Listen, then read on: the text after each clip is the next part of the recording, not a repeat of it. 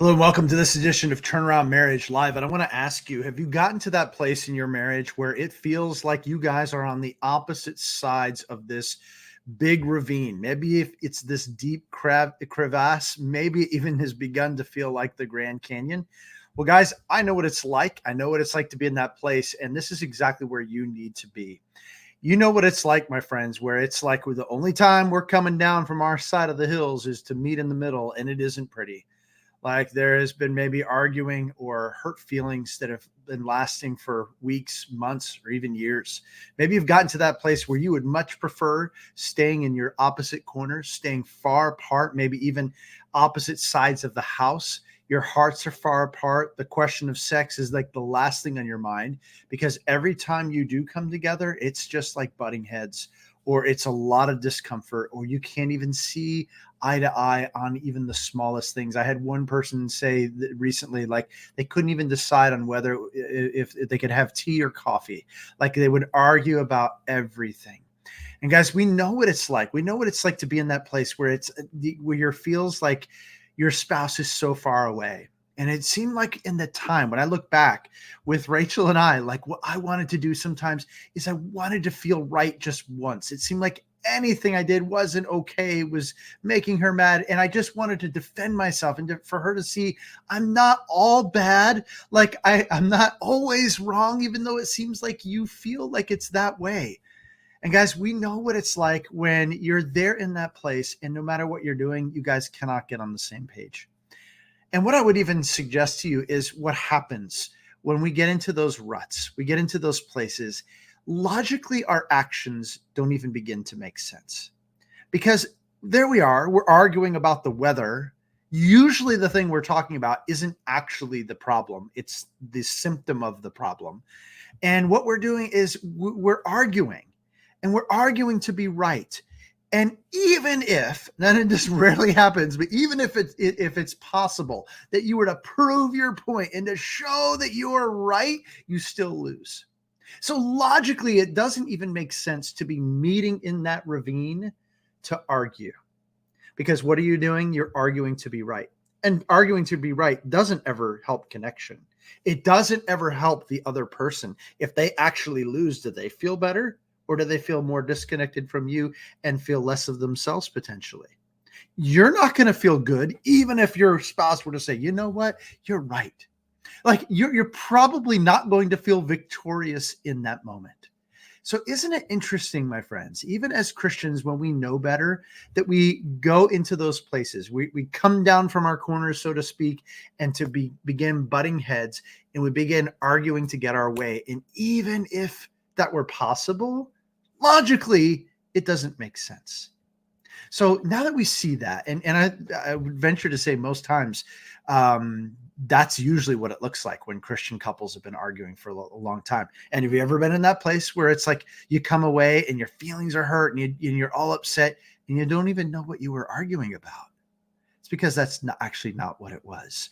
So why can't we get out of it? Why can't we do something different? I ask this question quite frequently with many different calls. We're usually overwhelmed with the sheer number of calls that we take.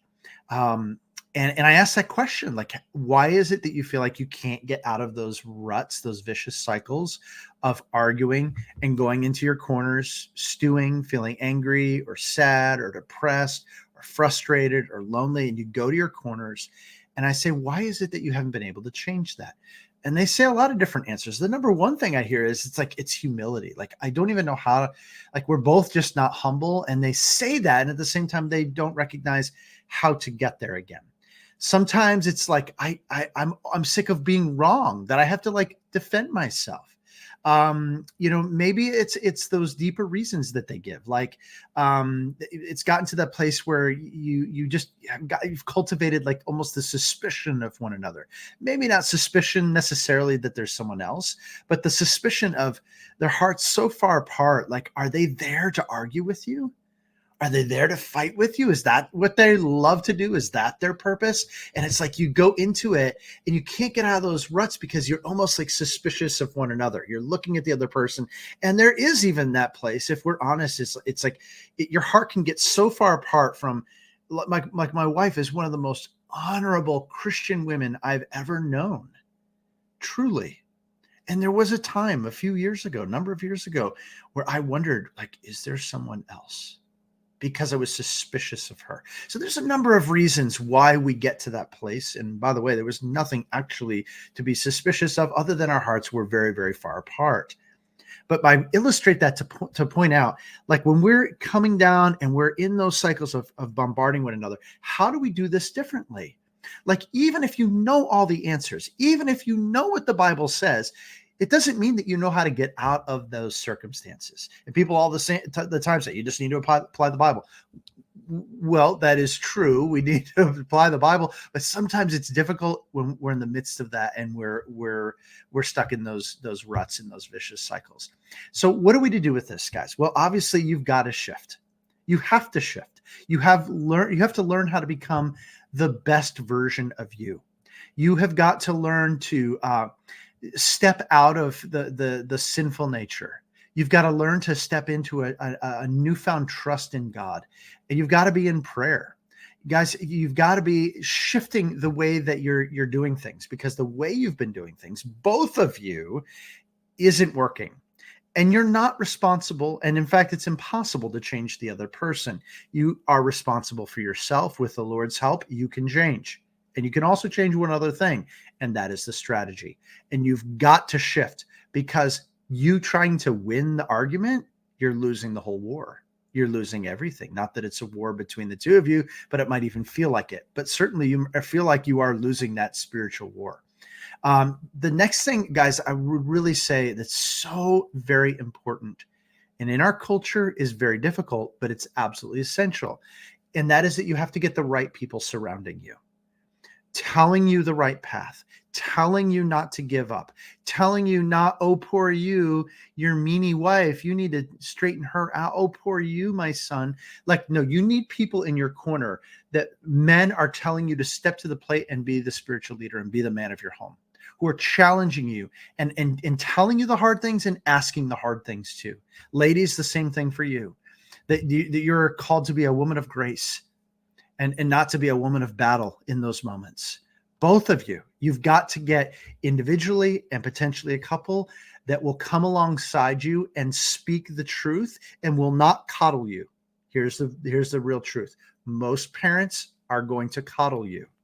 Most siblings are going to coddle you. They want to make you feel good. They want you to feel like they're coming alongside you, and they won't tell you the hard truth. And my goodness, in the church, we just want to be nice. Oh, we're so nice, but we won't speak the truth in love like the Bible tells us to. And you need people in your corner when things get difficult, and might even say when things are okay, who are going to call you to account and speak that powerful truth in love. The next thing that's very important is you've got to develop a deep trust in God, and you've got to really lean into the gospel.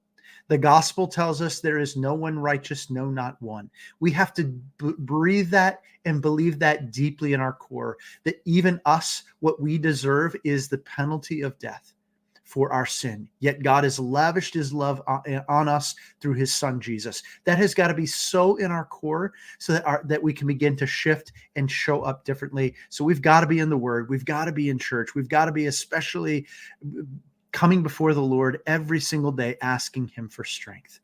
And another thing, guys, we've got to learn to take complete ownership of our mistakes. That goes hand in hand with the gospel. Complete ownership of our sin. Even if hypothetically we were only guilty of 10% of the wrongdoing in our marriage, as if that were even possible. We've got to learn to own that 10%, 100%, so that we can move out of those hurt feelings, move out of the guilt and the feelings of and the hurt feelings of the past. And guys, the truth is, this is having every impact. Because if you're not taking complete ownership of it, you're showing up with that frustration. You're showing up with the hurt feelings. And that leads us to the last thing. Like, you've got to own how you are showing up in responding in that situation with your spouse. You've got to learn to own your emotional home with the Lord's help. And you've got to cultivate something different. It really needs to be gratefulness. That's what the Bible commands us. It's got to be something other than frustration, other than bitterness, other than anger, other than sadness, loneliness, you name it. Any strong emotion that you're living in, you cannot stay there. You will never, ever, ever heal your marriage if that's where you're living. So these steps are really important. And to that end, I want to suggest to you, if you have not seen our masterclass, the 5 simple shifts that people take to get a turnaround in their marriage, couples make it to get a turnaround in their marriage. These are so powerful because we look at exactly these things we're talking about. It's not that we don't know what marriage should be. It's that we don't know how to apply it to our situation because of all these heightened emotions, all these hurt feelings. And it's like the ravine. And we're trying to come down and meet each other in the middle, and it's not working. So go to turnaroundmarriage.live, and I want to encourage you to check this out. I just got an email from somebody just the other day that was like, oh my goodness, I had such a powerful distinction that I really see now what needs to happen for me to love my husband. And I realized that some of the good things that are from the Lord are actually getting in the way of the better things in my marriage.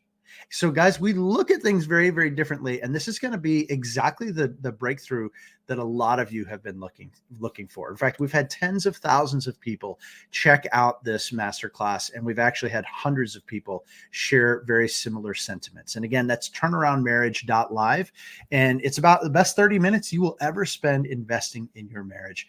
And guys, it's the ones that apply all 5 of those steps that you'll check out that really get the most powerful turnarounds in their marriage. And the thing that we love most, and we hear it almost every single day from present and past clients. The last few days in a row, I've seen a number of past clients celebrating their anniversaries, saying, thank you for the help that you gave to us at Turnaround Marriage. It's the gift that keeps on giving for us, and it never gets old, and we love it. And if after listening to that, the masterclass, you feel like you need our help, maybe you don't have that person in your corner speaking the truth in love, holding you accountable and loving you at the same time. Well, that's why a lot of people come to us for sure. And certainly we can talk about that, and you can find out all about that when you check out turnaroundmarriage.live, that masterclass. Till next time, we'll talk to you very, very soon, and we're here to help you to break out of those patterns, those cycles, and reclaim that intimacy, connection, and love, the passion that you guys have been longing for. So let's talk soon.